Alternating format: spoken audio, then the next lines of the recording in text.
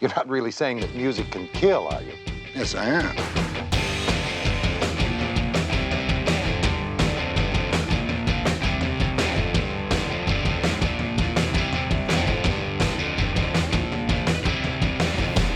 Music can be a very powerful thing. Nothing galvanizes the emotions as quickly. Hello, kiddies. We are going to have maybe the best time today.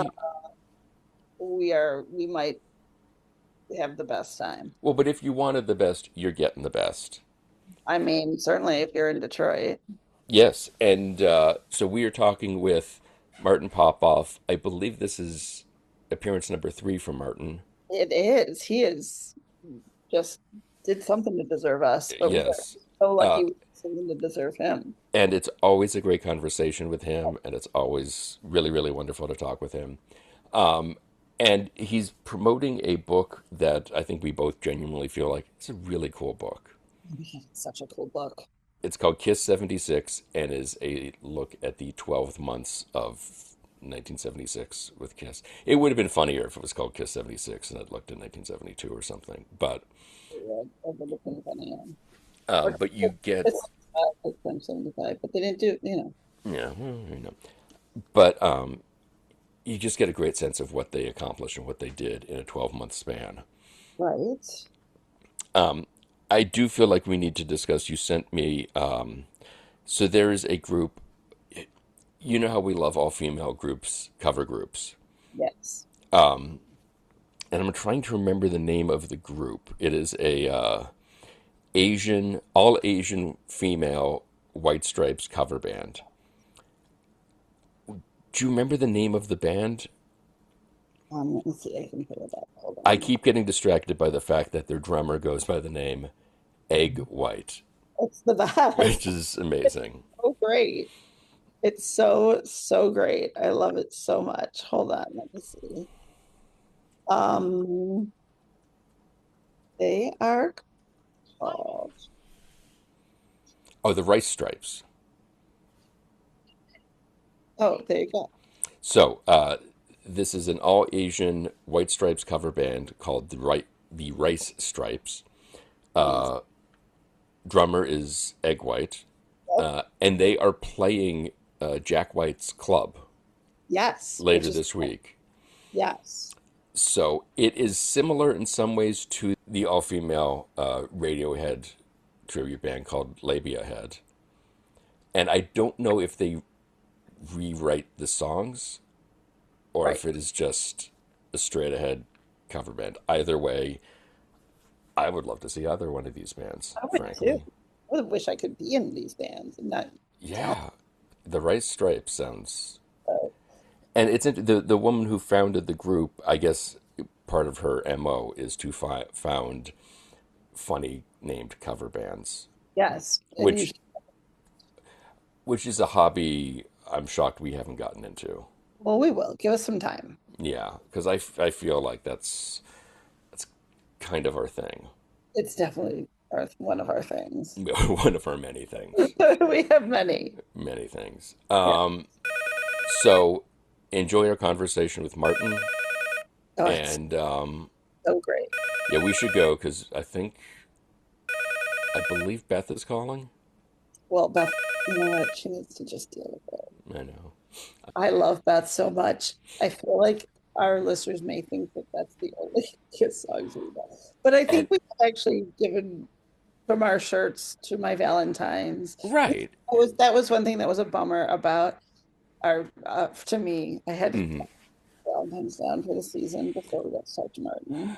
But I think, never mind our accoutrement, I feel like there were several times in the conversation we were able to bring up things in sort of a yes and him.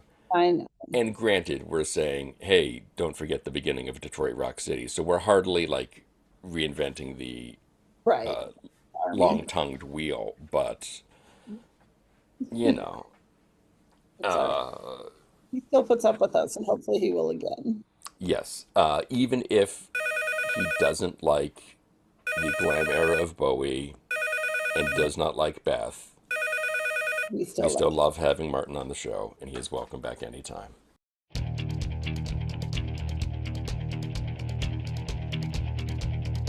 This is a really fun book. Thank you. And one of the things that's really cool about it that I haven't seen any of your other books. I don't know if you've done it before, but the way you, in such a pivotal year in the history of this band, put a timeline of real world events in here. So finally, we can know what both Peter, Chris, and Anwar Sadat were doing on the same day. Yeah, that was my favorite part of this whole thing. It Ah. is tying in all the world events and what's going on in the rest of music history, and so it's a whole complete love letter to the entire year. My memories of that year, I was 13 years old in that year, and yeah, and just seeing how, if you're on your way to school that year, what are you talking about in school? What did you see on TV the night before, whatever? What are the other albums you're getting besides Kiss albums? Yeah, and it and I feel like being 13 in 1976 had to be like the ideal age to the be perfect age. with this Yeah. band in particular. Yeah, yeah, exactly, right? Because Alive comes out in September 75, so they're suddenly rock stars. So they're entering the year on a high. Destroyer comes out in March. It's got that great title, that great album cover.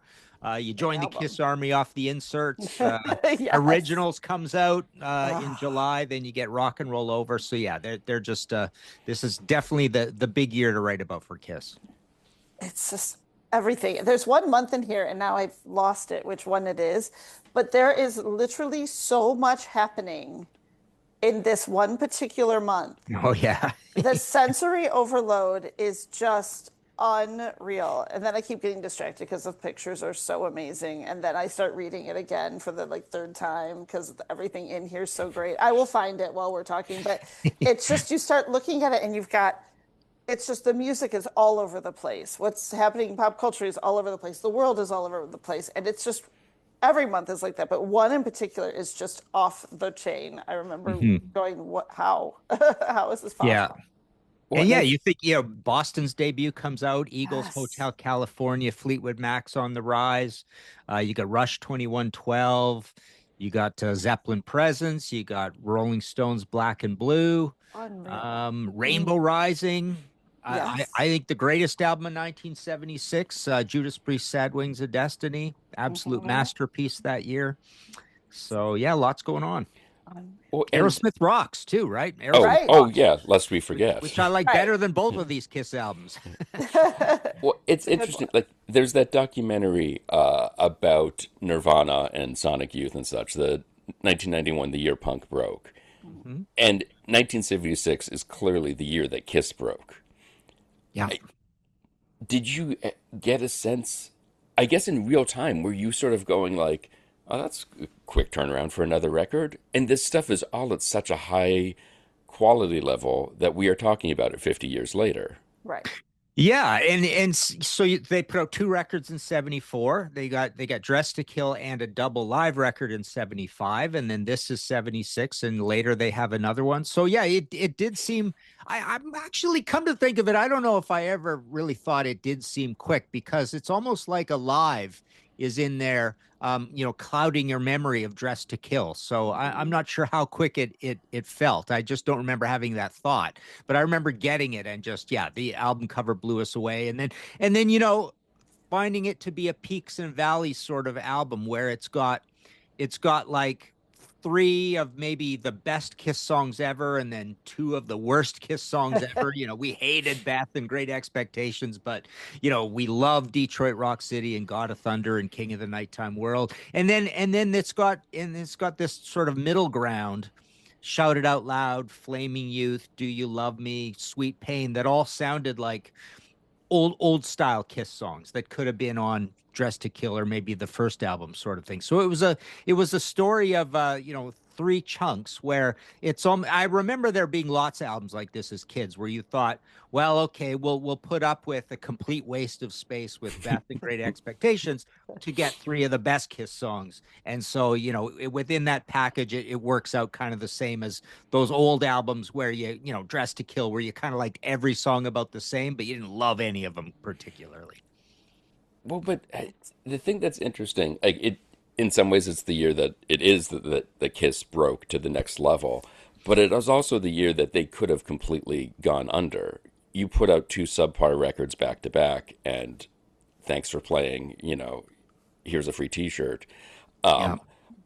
How was it that they were able to keep this level of songwriting quality, Beth aside?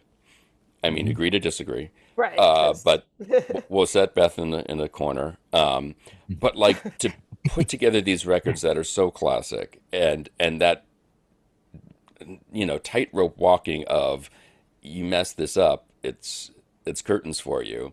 Is it just give Bob Ezrin enough cocaine at that year and you're going to get a great record? Or like the songwriting certainly is a huge chunk of the story. Yeah, it is. But, come to think of it, it's like, okay, so number one, the going under, the almost going under, they've kind of got that under their belt because they put out the live album because the record company didn't have enough money to do a studio album. And, Bill Aucoin's putting things on his credit card and remortgaging his house and all this. And Casablanca already is kind of bleeding money from the first three Kiss albums not selling particularly well. So they kind of got lucky by being entrepreneurial and just rolling the dice and being risky entrepreneurs. Well, they got nothing to lose. Get them over this hump situation.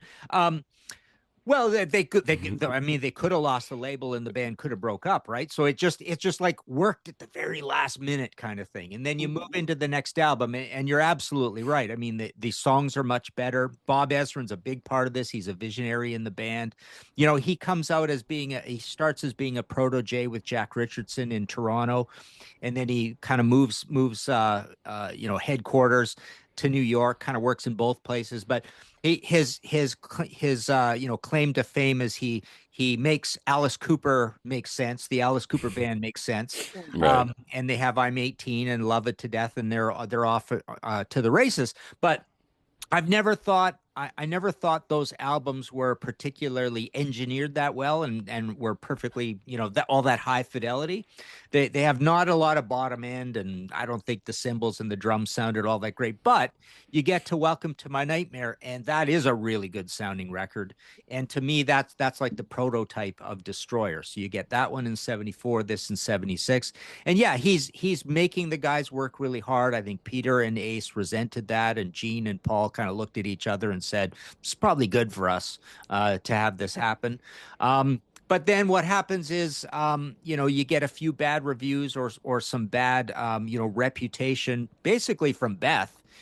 Beth's starting to make them a lot of money eventually, but originally, I think the guys thought they went too far, and that's where they do the overcorrect and go back to Eddie Kramer, who produced Kiss Alive, and give you an album that sounds kind of childish in a way. It's like back to put the ambitions aside, go back to our previous age demographic of 11 and 12 and 13-year-olds kind of thing.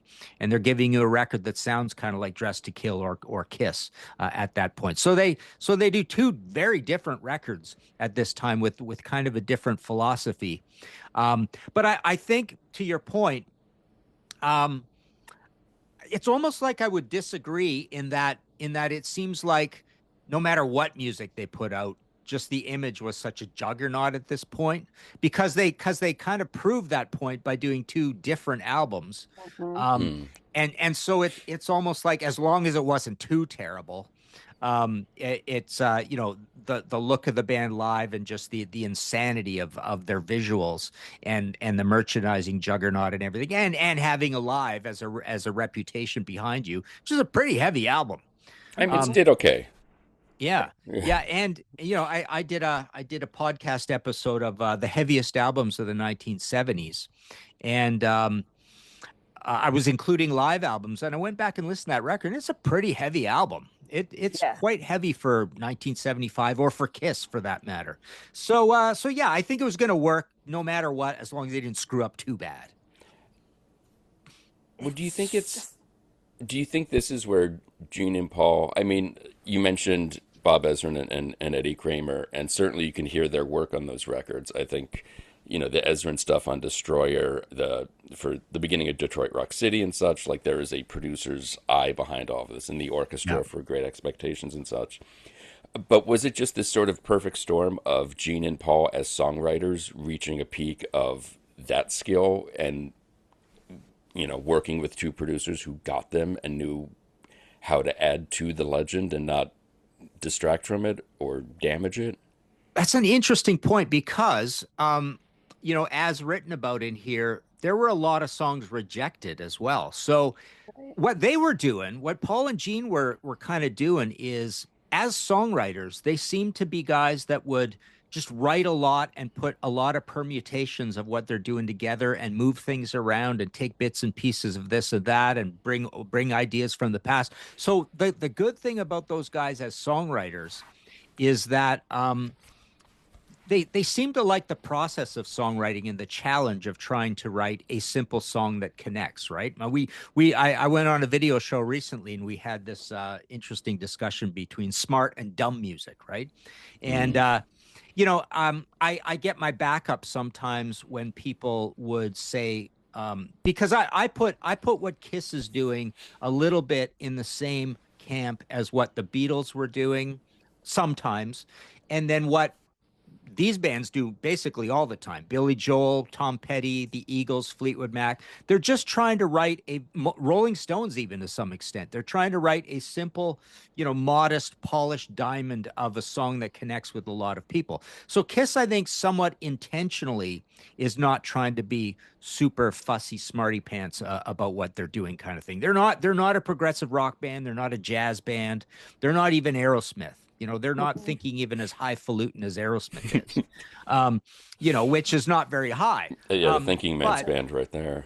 Yeah, well, actually, Steven Tyler's a pretty intelligent lyricist. Actually. Listen, yeah, for sure. I will go to the I Mat agree for with Toys that. in the Attic. But anyway, Yeah, but yeah, so I love your point because they just seem to be doing that brill building thing, that smart can do ethic. They got their little math equation out in their crossword puzzle, and they're just trying to craft the perfect song.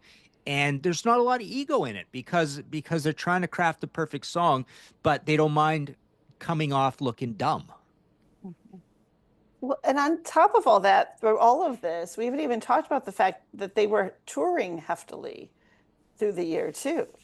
Heftily not might being not the right word, but they're on top Yeah. of doing all that, they're on the road at a time where it wasn't so easy to just stop and record a song here and there.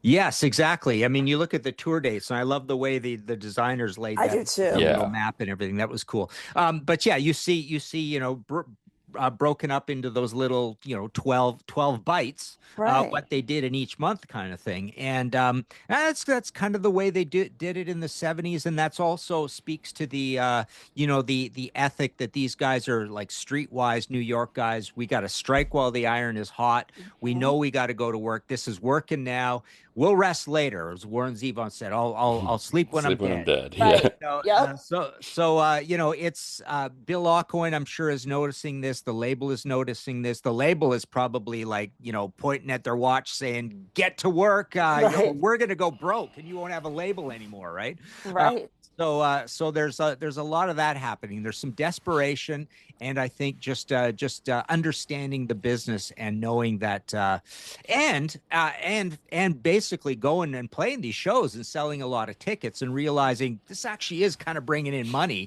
Sure. whereas the other parts of what we've been doing, i.e. the records, hasn't been bringing in very much money. It's kind of neat to see some money coming in. Yeah, just add another date on. We'll play that night too, and that night's kind of thing. So.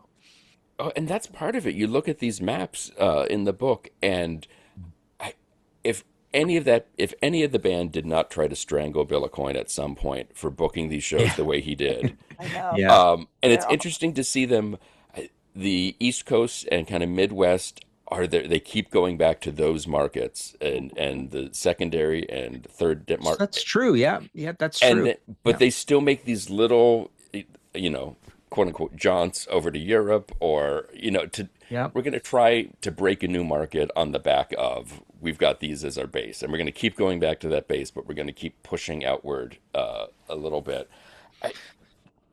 How much of that was intentional, and how much of that was just like we got a record, we got a hit record, we got to go, we got to Well, make it's this work. I guess it's a great cliche that proved out to be proved to be true, because you hear a lot of bands speak fondly of playing the Corn Belt and the Rust Belt, and saying the coasts didn't get us and stuff. Aerosmith's Blue Jean Army is the same audience as Kiss's, right? These are like young guys with no shirt on, their jeans and their sneakers kind of thing, right?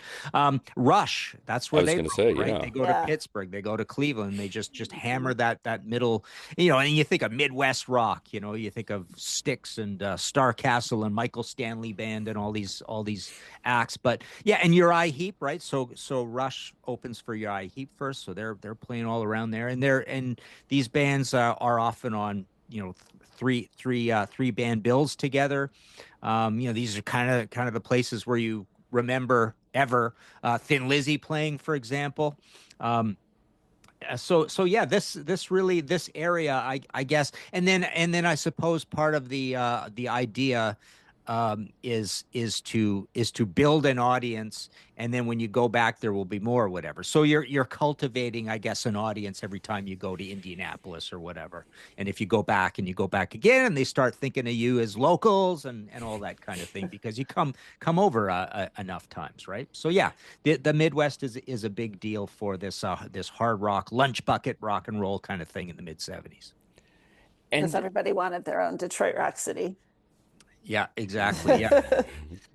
Well, that's right. I forgot about, so yeah, Detroit and Cadillac, Michigan, and all that, Oh right? my God. So it's like, yeah, this is their thing. Rush is maybe Cleveland, maybe we kind of, Yeah. that's our Oh, home away from home. and Cadillac really owned, like, the anniversary of that, of them coming to the game and everything. All of Cadillac, Michigan this summer was just a whole Kiss celebration.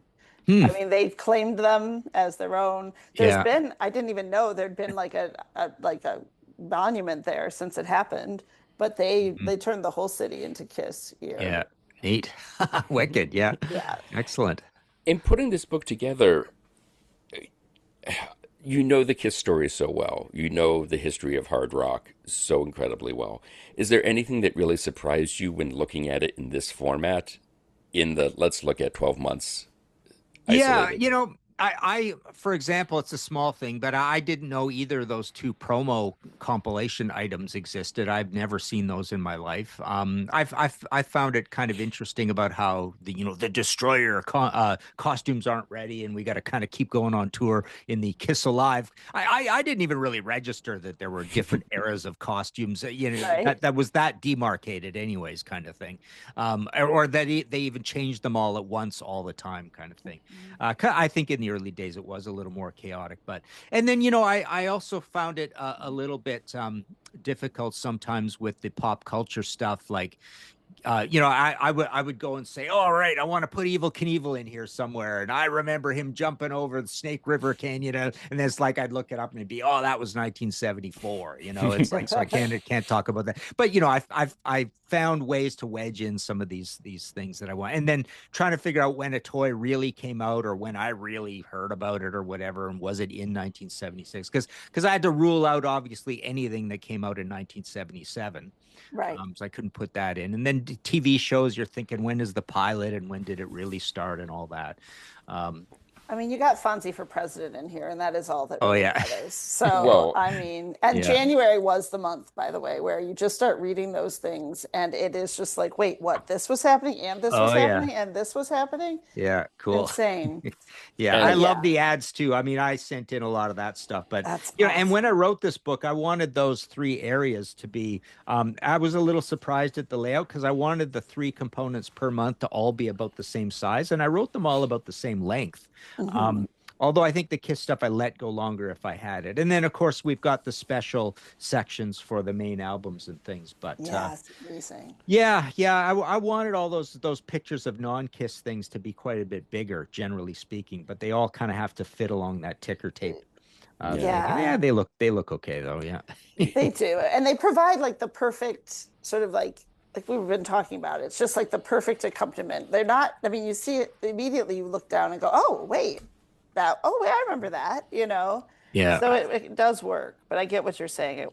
I'm wanting them a little bigger. But I Yeah. mean, the Kiss photos are just photos unreal are- in here. There are some. Yeah, Dennis is great at, my editor who does a lot of, basically all the photo curation. He really prides himself on trying to make sure he's not got too much in there that people are bored of picture wise, like they've seen Yeah. too many times. So that I've had some super deep Kiss scholarly fans say, I've never seen half of these Yeah. pictures before. So That's- that was yeah. really Yep, cool. for sure. It was good Yeah, to they- hear. Yeah. amazing. They always say that a writer, nothing's ever finished. It's just set aside or put down for a time being. Yeah. Looking back now, even the short span from the record coming or the book coming out to today, do you feel like you gave the Paul Lynde special short shrift, and do you wish you had really dug in deep to that? I can't remember how much I did on it, but you're right. Everybody wants to talk about it, kind of thing, and it's a pretty important thing. I've heard people kind of articulate how important that is. So I don't know how short shrift I did give it or I not. mean, there's a nice picture of Paul. I'm not going to lie. That Yes. Lind, not Stanley. Stanley. Yeah, And there's yeah. several nice ones with Stanley. Yes, And I this is true. remember seeing that, and Paul Lynde was, I mean, people just loved Paul Lynde. He Oh, was so yeah. funny, and smart, and just like he had a lot of just natural charm to him. And yeah, Margaret Hamilton from Wizard of Oz on there. Mhm. Kiss proved themselves. They proved that image would translate great to TV. I mean, it looked even larger than life and scarier on TV.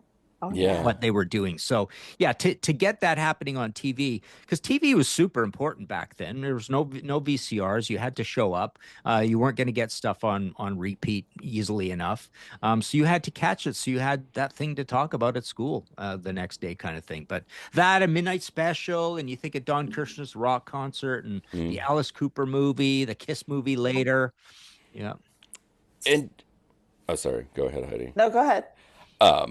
How much of this stuff comes from your collection? Because you said that you sent in some headlines and newspaper clippings of yours. Yeah, I would for say here. a lot of the ads that you see, either Kiss ads or other ads, because you know what I've been doing, which is kind of crazy, but kind of cool. I wanted to do a different sort of music collection thing. So what I've had over the years and bought even more of is a whole bunch of Sounds and Melody Maker and Enemy, and I've been keeping some. I've been keeping some reviews to do this little thing we do in our Contrarians video show called Reliving Old Reviews as a Useless Tool of Confusion. It's a little series we've been doing. I've done about 100 of these little clips where I just read an old review and we critique the review, kind of thing, about what could they say about an album that's so groundbreaking or whatever back then.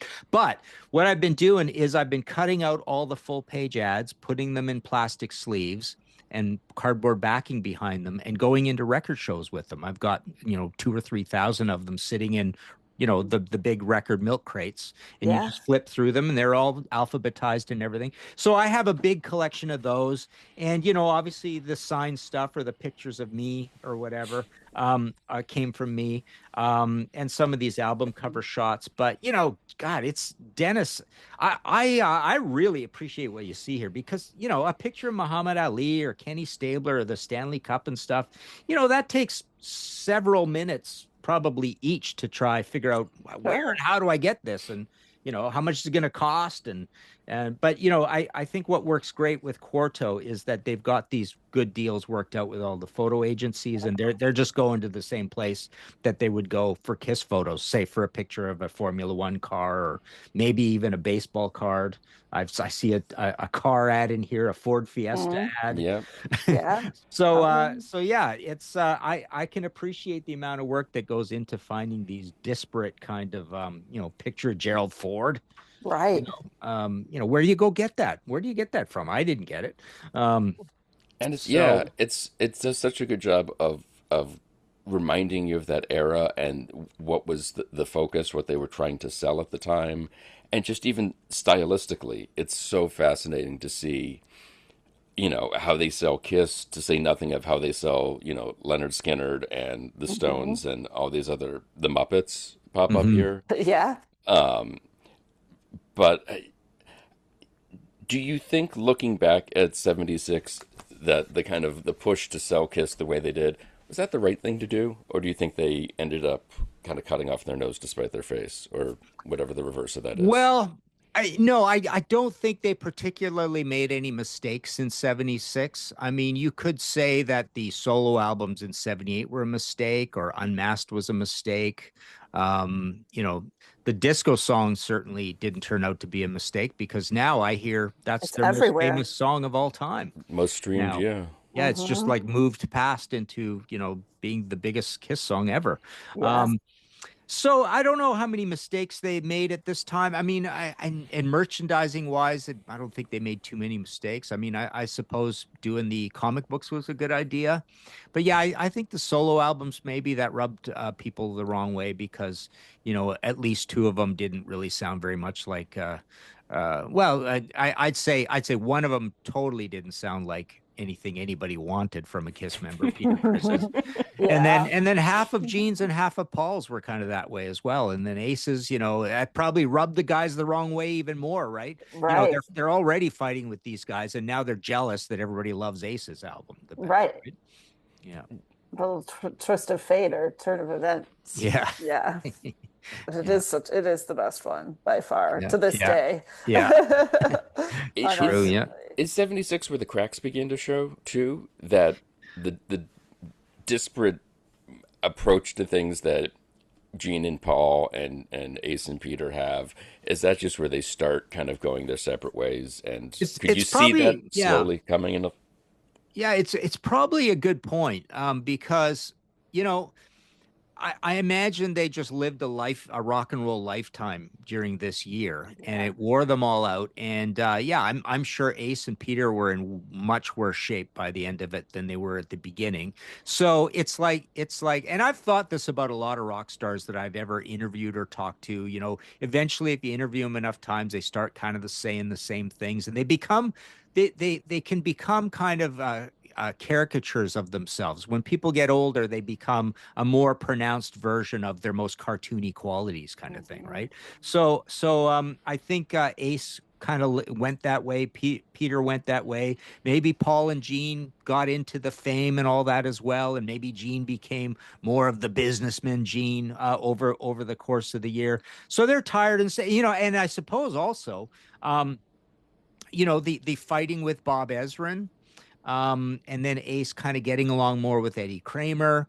But still, Ace is now really not enjoying recording very much. I mean, I suppose he's starting to come to the fore as a singer, and they're gonna utilize that a little bit. But yeah, you're right. I think tempers were fraying by the end of this. They are overworked, and I think Ace and Peter handled it the least good, kind of thing. But yeah, they seem to get out of 1977 they seem to do everything right in 77 as well. Another pretty decent record, kind of like a Rock and Roll Over record, then a double live album that's got one studio side, and people love Rocket Ride, and don't really talk about too many other songs on there. Almost Human, I suppose, and All American Man is good, but the only one anybody ever talks about really is Rocket Ride on that thing. So yeah, definitely. I think the writing is on the wall. And I always think back and go, if Paul and Gene were like the Paul and Gene we know now, or that we think they are, it's like, how in the world did they even let these two guys into the band? Right. So It's so true. Very, very good yeah, point. yeah. So true. Something that just occurred to me as you're talking, and like you said, this book is so great because it's got such great pictures and the history to go along with it. And Kiss is one of these bands that fans cannot get enough of anything to do with them. And there's a bevy of photo books and other things. Have you seen any of Gene's photo collection? And why haven't we seen that book yet? Well, no, I don't know what he has, but you got to remember, you know, the photos are owned by the person who took the photos, right? So any photos Gene has are probably photos by famous photographers that we've all seen already anyways, sort of thing. I mean, I'm sure he has his family photos and stuff. But we have had authorized kiss books.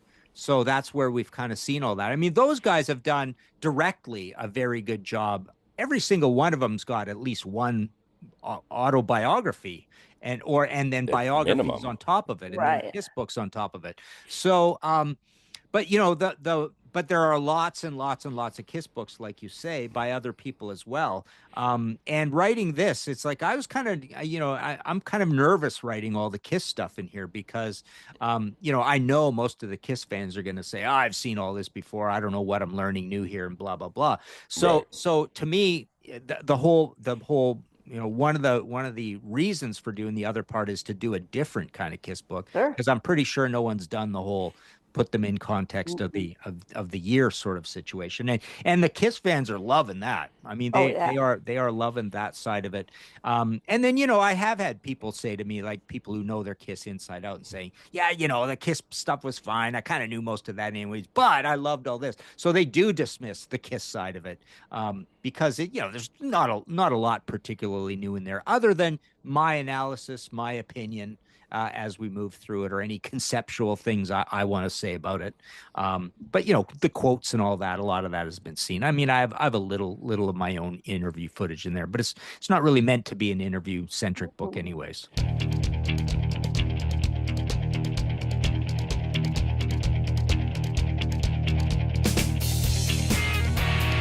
Kiss 76, 12 months that defined the hottest band in the land by Martin Popoff is available right now from Motor Books, wherever you get your books.